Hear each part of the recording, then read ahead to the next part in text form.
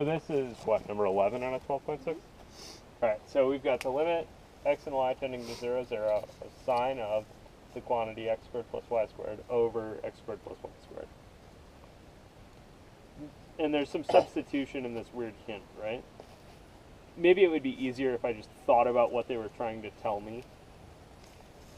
It really seems like they're kind of trying to suggest that I should call x squared plus y squared maybe t on top and bottom, and then I could reduce this to a Calc 1 problem that I know and love, right? The limit of sine of whatever over whatever is 1. Okay. Maybe more honestly, what they're doing is they're really thinking not in terms of t, but in terms of radius. So I'd really say the answer to this problem is let r be x squared plus y squared. Right? Then this thing literally becomes, right, not x and y tending to 0, but the limit or radius tending to 0. Does it make sense that those are the same? Because that's really my concern with substituting, right? I'm making a substitution over here, and I want to make sure that affects this limit in this kind of reasonable way, right? Like if I just do this substitution, I'll get sine of r over r, right? But then maybe I wouldn't know what to do with this piece.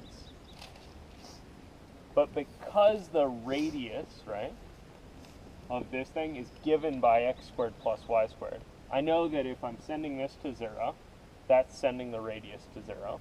And if I send the radius to 0, that forces this to 0. Does that make sense? Wouldn't it be r squared? Sort of.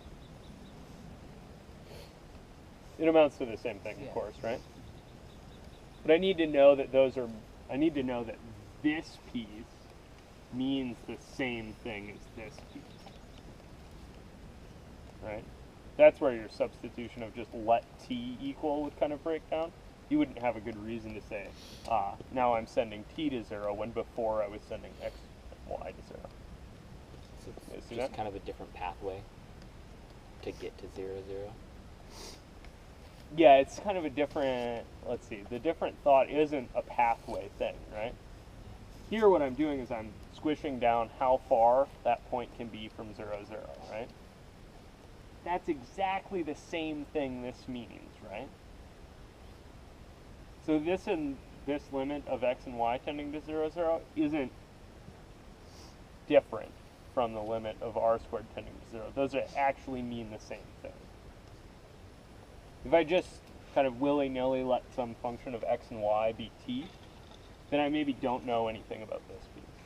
But on this one I have a picture, right? Here's r, there's x and y. I know if I smash r or r squared, right? That's the same thing as smashing x and y. And then I can use my Calc 1 fact like, hey, yeah, this is 1. Why is that r squared? Well, because the... Yeah. Go. Why? I never correct people, because the Pythagorean theorem. Yeah, right? Because the Pythagorean theorem would say that if r is... Oh, I kind of lied. Really, I should have let r squared do this. And then make another substitution, let t be that. Yeah. Cool. Helpful? So that maybe the hard step on this isn't doing the hint, it's understanding that the hint changes the limit.